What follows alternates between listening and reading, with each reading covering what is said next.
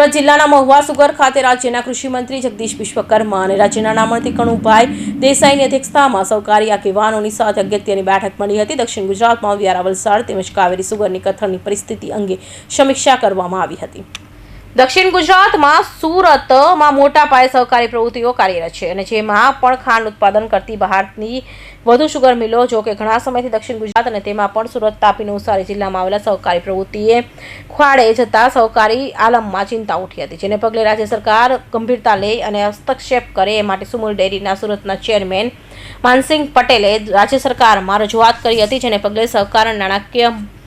મંત્રી દક્ષિણ ગુજરાતના પ્રવાસે આવ્યા હતા। મહુવા સુગર ખાતેથી આજની બેઠકમાં કૃષિ મંત્રી અને નાણામંત્રી સાથે 84ના ધારાસભ્ય સંદીપ દેસાઈ અને મહુવાના ધારાસભ્ય મોહનભાઈ ડોઢિયા, સુરત જિલ્લા ભાજપ સંગઠન પ્રમુખ ભરતભાઈ રાઠોડ,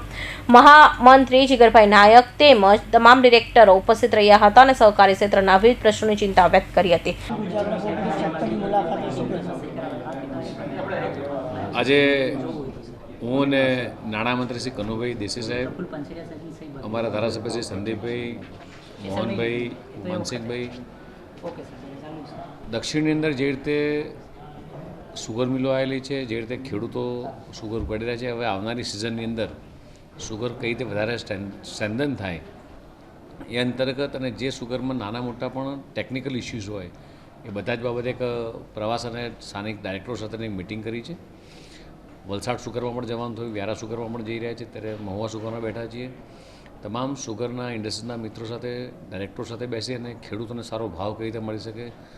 સુગરની બીજી જે બાય પ્રોડક્ટો છે એનું કઈ રીતે, જે રીતે દેશના યશસ્વી પ્રધાનમંત્રી માનનીય મોદી સાહેબે જે રીતે કોઓપરેટિવને સ્ટ્રેન્થન કરી રહ્યા છે, એવી જ રીતે દેશના સહકારિતા મંત્રી અમિતભાઈ શાહ સાહેબ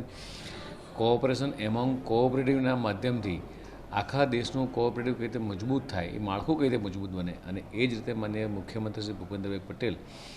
કે ભાઈ ગામડાના ખેડૂતો કઈ રીતે સમૃદ્ધ થાય એ દિશામાં જ્યારે વિચારી રહ્યા છે, ત્યારે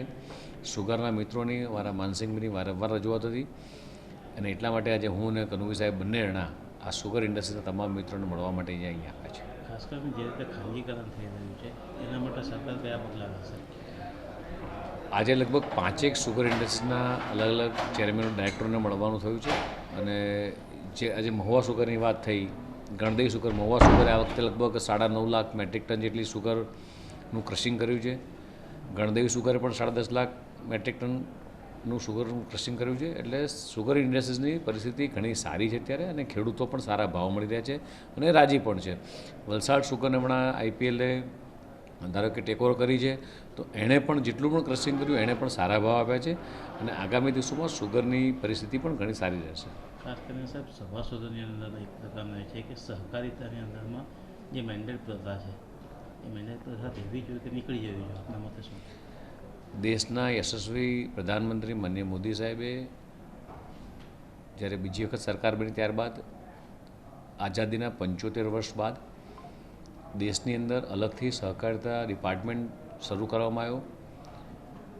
અને એના કારણે આખા દેશની અંદર સહકારિતા મજબૂત થાય, માળખું મજબૂત થાય, ગામડાઓ મજબૂત થાય, સમગ્ર દેશની તમામે તમામ પેક્સની અંદર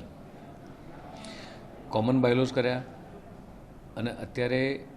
કેન્દ્રીય મંત્રાલયનું લગભગ આખા દેશમાં 2 લાખ જેટલી પેક્સ નવી બને એના માટેનું સૂચન કરવામાં આવ્યું છે। ગુજરાતમાં એ જ રીતે તમામ પેક્સ એ મોડલ બાયલોઝ અપનાવ્યા છે। સાથે સાથે તમામ પેક્સ એ અલગ અલગ 22 જેટલા અલગ અલગ આયામો શરૂ કરી શકે, કારણ કે કોઈ પણ ગામની પેક્સ પેટ્રોલ પંપ કરી શકે, જનઔષધિ કેન્દ્ર ખોલી શકે, એર ટિકિટ, રેલવે ટિકિટ કરી શકે અને આ બધી જ પદ્ધતિ, આ માળખાકીય પદ્ધતિ સુચારુ રૂપે સારી રીતે ચાલે અને સારો વહીવટ થાય એવી રાજ્ય સરકારની માનનીય ભૂપેન્દ્રભાઈ પટેલની અધ્યક્ષતામાં અમે બધા જ લોકો કોઓપરેશન એમોંગ કોઓપરેટિવના માધ્યમથી આગળ વધી રહ્યા છીએ અને ભારતીય જનતા પાર્ટીનું જે રીતે શાસન ચાલી રહ્યું છે દેશમાં અને રાજ્યમાં, એમાં કોઓપરેટિવમાં સમૃદ્ધિ આગળ ખેડૂતોને તમામ ક્ષેત્રે એ વિકાસ થયો છે।